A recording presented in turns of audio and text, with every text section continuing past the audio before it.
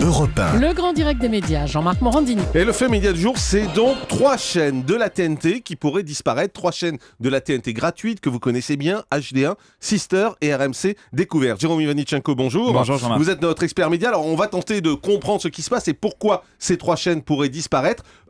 Sur quoi s'appuie cette demande de suppression ? Alors, le Conseil d'État examine actuellement un recours qui vise à invalider l'attribution des fréquences gratuites offertes à HD1, Sister et RMC Découverte. À l'origine de ce recours, on trouve le groupe Fiducial, ce groupe qui a racheté Sud Radio l'an passé. Son objectif est très clair, ces 3 chaînes doivent tout simplement cesser d'émettre. Alors, Fiducial reproche au CSA d'avoir favorisé des groupes déjà très implantés dans le paysage télévisuel.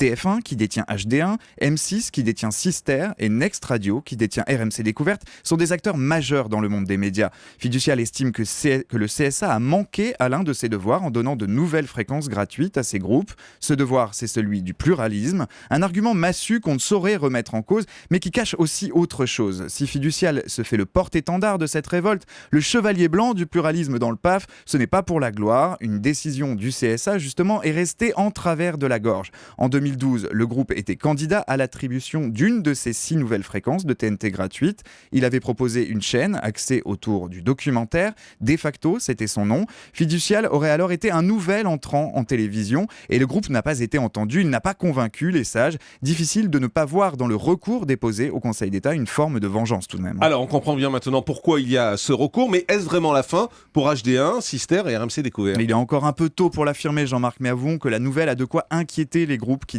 détiennent ces 3 chaînes, à savoir donc TF1, M6 et Next Radio. Ces 3 chaînes étaient arrivées sur nos écrans en décembre 2012. Elles étaient accompagnées de Chérie 25, numéro 23 et l'équipe HD. Elles faisaient partie de ce qu'on appelait à l'époque les 6 nouvelles chaînes de la TNT gratuite. Et bien aujourd'hui, elles se retrouvent dans le viseur du Conseil d'État. C'est donc ce qu'on a appris dans un article publié hier par les Échos. Alors concrètement, quelles conséquences pourrait avoir la disparition de ces 3 chaînes ? Eh bien, elles sont économiques, évidemment. Les groupes TF1, M6 ou Next Radio capitalisent sur ces nouvelles chaînes pour proposer notamment aux annonceurs publicitaires des offres très attractives, des packages avec leurs autres chaînes, le tout avec un investissement minimal, il faut bien le dire. Les grilles de HD1 ou de Sister servent le plus souvent de déversoir à programme que d'incubateur à innovation. On rediffuse à tour de bras sur ces chaînes. Sur HD1, on peut voir pour la 617e fois les épisodes de Sous le soleil, d'Alice Nevers, Le juge est une femme ou de Julie Lescaut.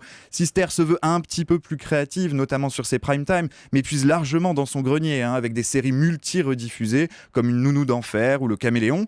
Pour l'heure, le Conseil d'État se renseigne sur les préjudices, sur le manque à gagner. Un manque à gagner qui pourrait atteindre, d'après les Échos, plusieurs centaines de millions d'euros pour l'ensemble des 3 groupes.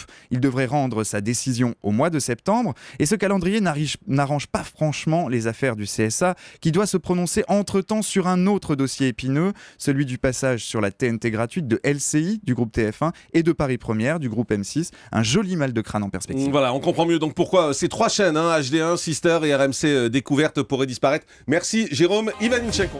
Le grand direct des médias, Jean-Marc Morandini.